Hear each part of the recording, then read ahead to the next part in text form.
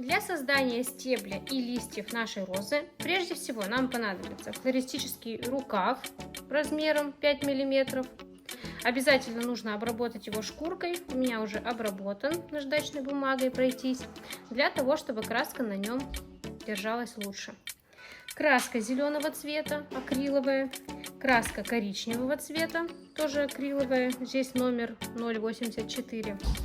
Вот такая красивая выкройка чаши листика, кисть, клеевой пистолет, молд листа розы, Black Baccara у меня называется этот молд, губка и, конечно же, фоамиран иранский, вот такого зеленого цвета. По фоамирану нет никакой маркировки по цветам, поэтому цвет, вот, смотрите, светло-зеленый, вот такой цвет. Отожмем листья на молде. Для одной розы нам необходимо будет 3-5 листьев. Давайте попробуем сделать. Нагреваем, считаем до 3, раз, два, три и отжимаем. Иранский фоамиран быстрее нагревается и лучше распечатывается. Вот такой красивый листик у меня получился. Поехали дальше.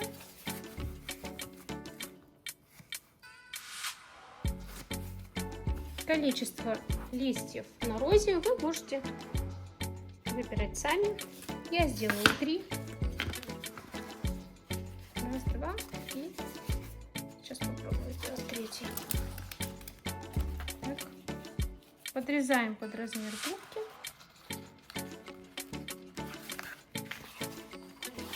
и отжимаем на молде. Нагреваем и отжимаем.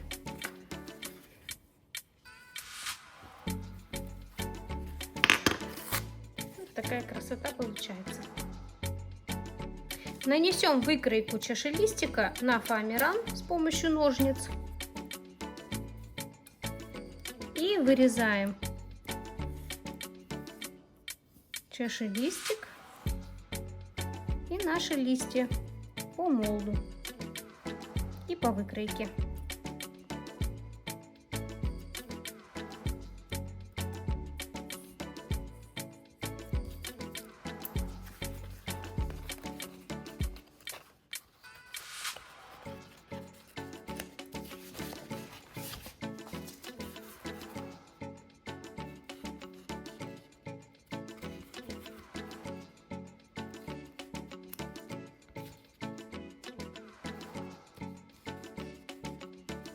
Фоамиран, конечно, везде 1-миллиметровый. У меня вот очень тонкий иранский фоамиран, и поэтому он мне нравится.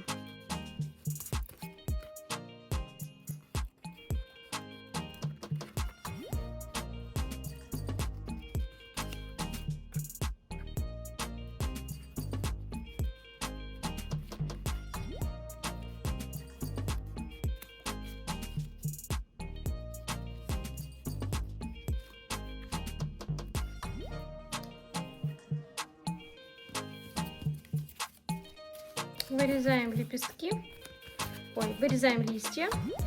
Обязательно оставляем примерно сантиметра 3, вот так.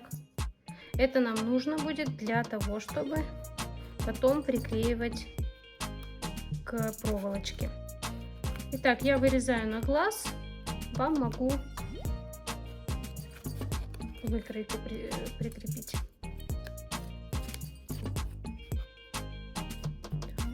Пока просто вырезаем, потом будем делать зазубринки. Вот такая пузатенькая, вот такой пузатенький листик у нас получается. Потом еще будем делать зазубринки. Я вырезаю 3, вы можете сделать больше. Не забывайте, обязательно отступаем примерно 3 сантиметра и начинаем вырезать лист. Вот я вырезаю на глаз, вам прикреплю выкройку. Они могут быть разного размера, чуть больше, чуть меньше, но вот такие пузатенькие.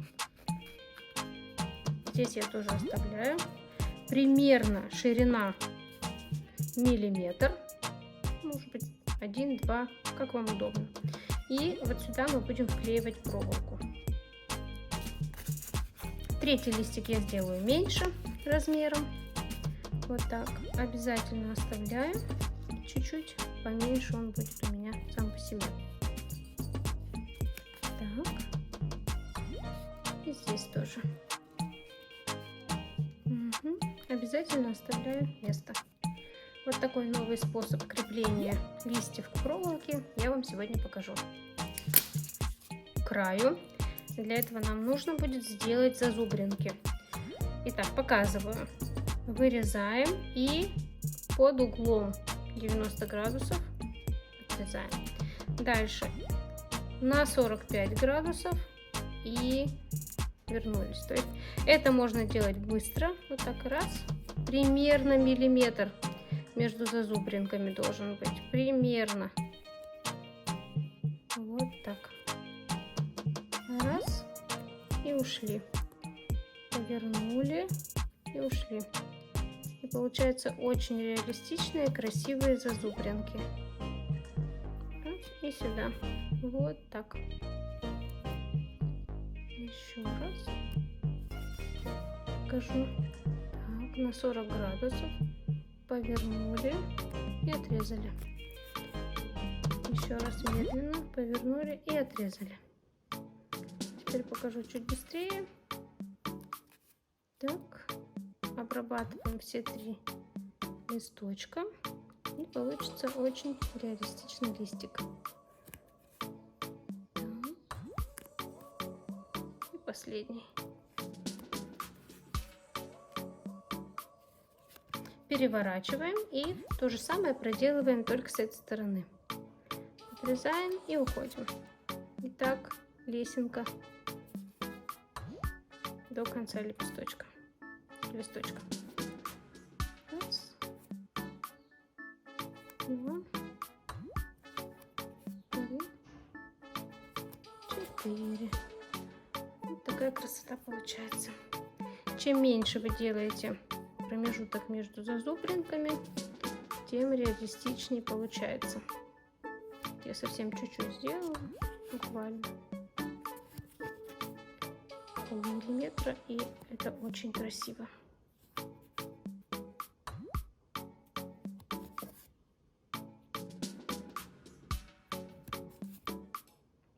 Все то же самое проделываем с остальными.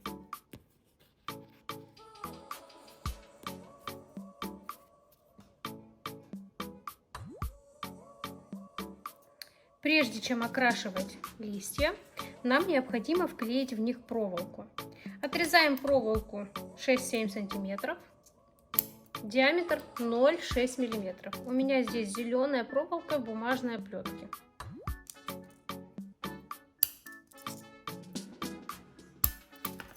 Итак, наносим клей на лист вот сюда, прям до конца. Вкладываем проволоку чуть выше, вот примерно так, и поджимаем по всему лепестку. По всему листу поджимаем, закрываем. Угу. Ой, порвалось. Аккуратно, так не должно быть. Ничего страшного. Подрезаем лишнее, убираем клей. Вот таким образом у меня листочек с черенком, ну, немного короче. Попробуем следующий. Наносим клей, вкладываем проволоку чуть-чуть выше клея и закрываем. Вот таким образом вклеивается у нас проволока, и черенок становится уже весь проволоки. Его не нужно даже обматывать. Просто отрезаем лишнее вместе с клеем. Вот такой чудесный листик у нас получился. И последний.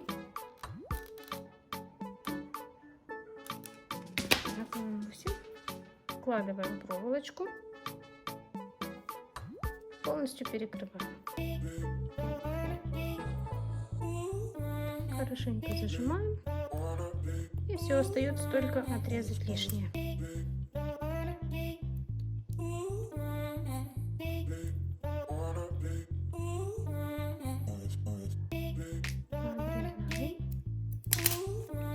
Идеально. Теперь можно окрашивать.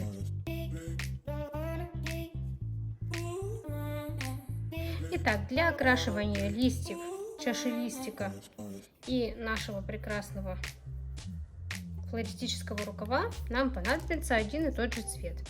Берем зеленую краску акриловую, вот такого темно-зеленого цвета, выкладываем.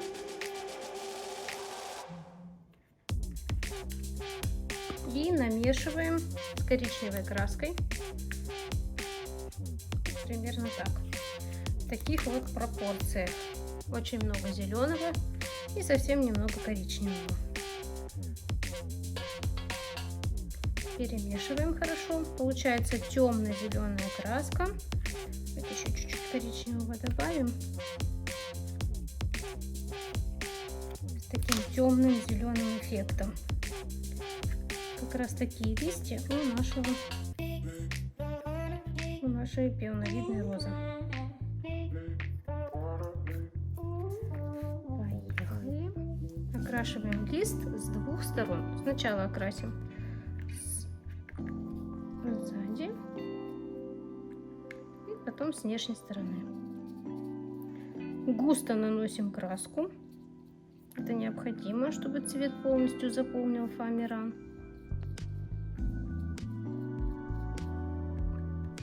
Давал такой темно-зеленый эффект.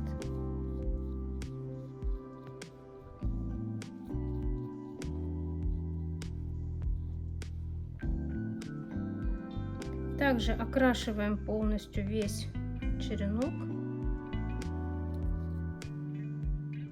так как у нас и веточка, и листик будет одинакового зеленого цвета.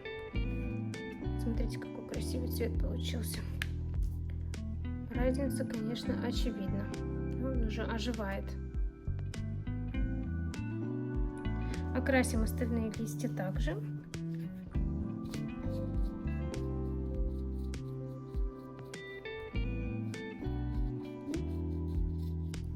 Полностью.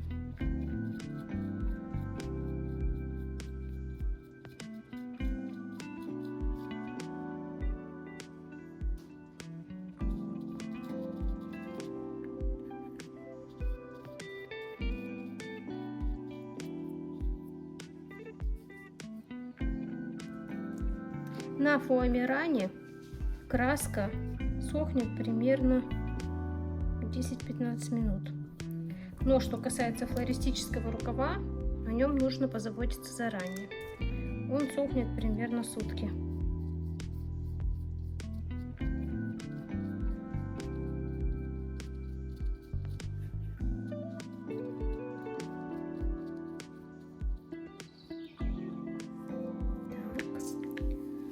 Я сейчас вставлю флористический рукав в проволоку, чтобы было удобнее, и покрашу его.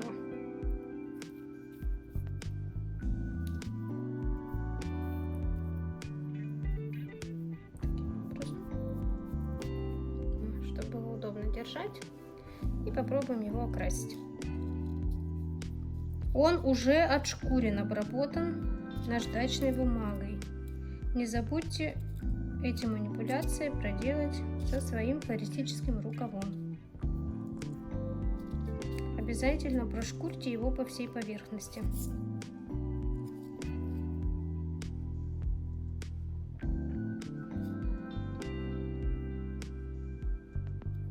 Эта краска как хорошо ложится по ошкуренному флористическому рукаву.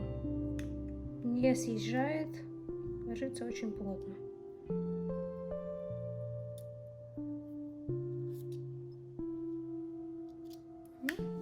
Ну, теперь оставим его сохнуть. Там, где необходимо, добавляйте красочку, пока сохнут наши элементы. Для окраски чашелистика добавим в нашу смесь немного белой краски. Это необходимо для того, чтобы смягчить зеленый, сюда вот примерно, и сделать его немного светлее, более салатовым, а не темно-зеленым, потому что чашелистик гораздо светлее, чем сами листья и стебель.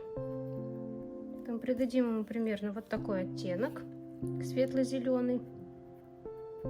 Чуть-чуть добавлю, вот так, такой болотно-зеленый, и окрасим наш чашелистик с двух сторон.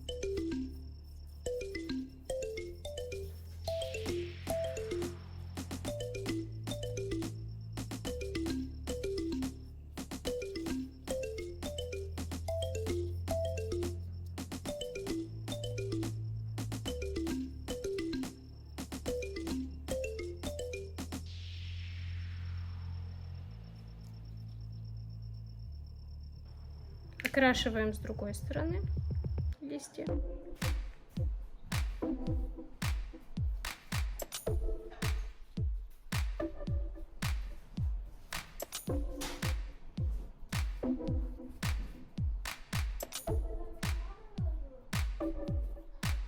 Окрашиваем листья с внешней стороны.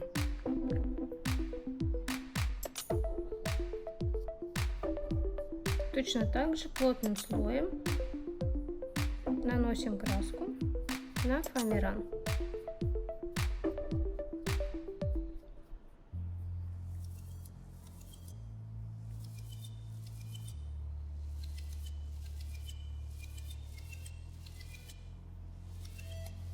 И ставим сохнуть.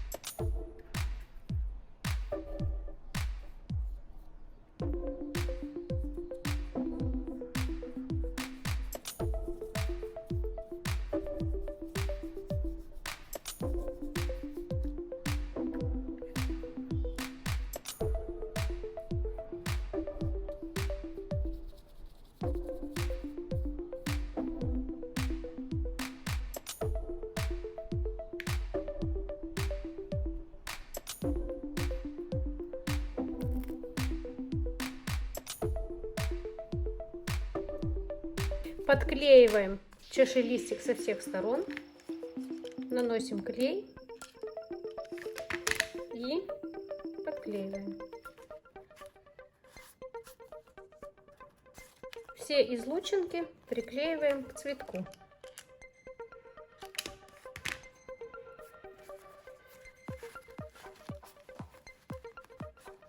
Полностью подклеиваем, перекрываем.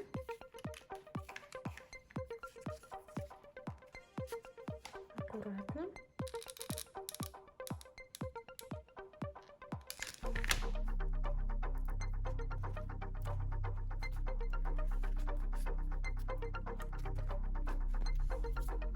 И теперь можно листья чашелистика немного приклеить к самому цветочку. Наносим клей и приклеиваем. Для того, чтобы чашелистик обнимал наш цветочек. Так, и последний. Чуть-чуть клеем. Вот так аккуратно у нас все получилось. Цветочек почти готов. Можно его немножко распушить. Осталось только листья прикрепить и собрать. Для того, чтобы собрать нашу веточку с листьями, необходимо взять небольшой кусочек белой тейп-ленты. Можно взять и зеленую, какая у вас есть. Складывайте несколько слоев. Вот таким образом. Ровненько. И делим ее с помощью ножниц на 3 части. Это будет удобнее для обмотки тейп-лентой, если она будет уже. Вот таким образом. Проволочку примерно 10-12 миллиметров в диаметре возьмем около 7 сантиметров. Подрежем. И крепим наши листья с помощью тейп-ленты к плотной проволоке. Я возьму самый большой лист, он будет у меня заглавным. Так. Тейп-ленту разогреваем в руках и начинаем аккуратненько приматывать ее к нашему листочку. Примотали. Здесь у нас и так есть уже расстояние от листочка. На расстоянии 3 сантиметров мы начинаем крепить первый лист. Вот таким образом. Там, где черенок у нас, черешок закончился от листочка, на том месте мы начинаем обрабатывать его тейп-лентой и аккуратно приматывать к основному стеблю веточки. Вот таким образом. Примерно на расстоянии 1 сантиметр начинаем крепить следующий листочек. Здесь у нас черенок подлиннее. Вот таким образом. На краю черенка также начинаем крепить его тейп-лентой. Аккуратно обвивая и основной стебель, и стебель нашего листика. Вот таким образом очень крепко. Тейп-ленту в натяг. Вот таким образом перекручиваем. Отлично получилось. Отрезаем все лишнее. Оставляем, ну, примерно сантиметрик. Можно даже меньше. Лишнее уберу. Нам необходимо полностью окрасить всю тейп-ленту и весь стебель. Красим той же зеленой краской, которая у нас осталась от листьев. Хорошенечко окрашиваем обильно со всех сторон, так, чтобы наша веточка была единым целым.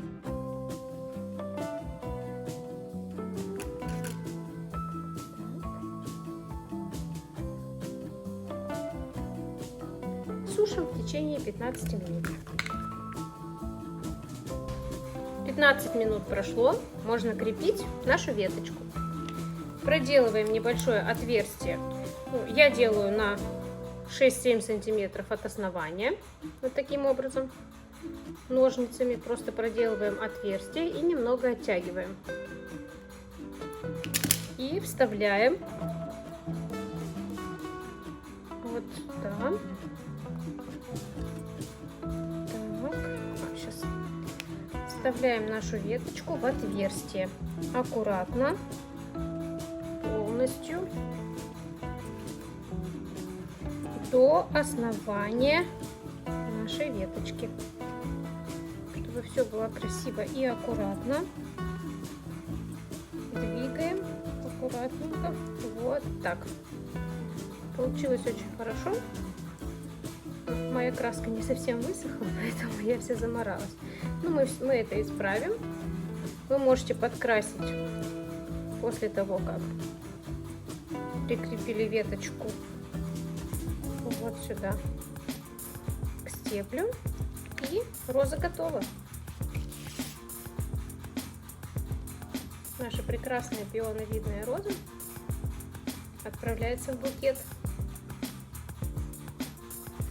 мой букет получился очень красивым и пышным. Я думаю, у вас получится так же. Удачного творчества! Всем пока-пока!